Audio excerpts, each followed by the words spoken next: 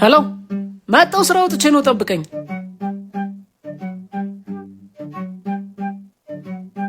ወንድምህ እኮ ጥሎህ እየበላ ነው። አንተ አትበላም እንዴ?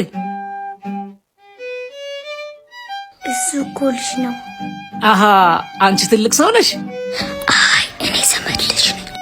እሱ ከበላ በኋላ ነው የሚበላው። ምን ቤተሰብ ነው አንተ?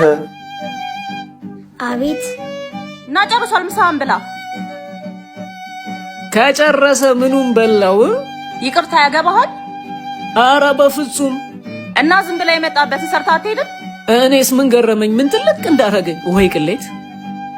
ምናልባት ግን ሰውነት ይሁን እንዴ እንዲያገባኝ ያረገኝ? ናንተ እንዲህ አይነት ቤተሰብ አለ? እንካንተ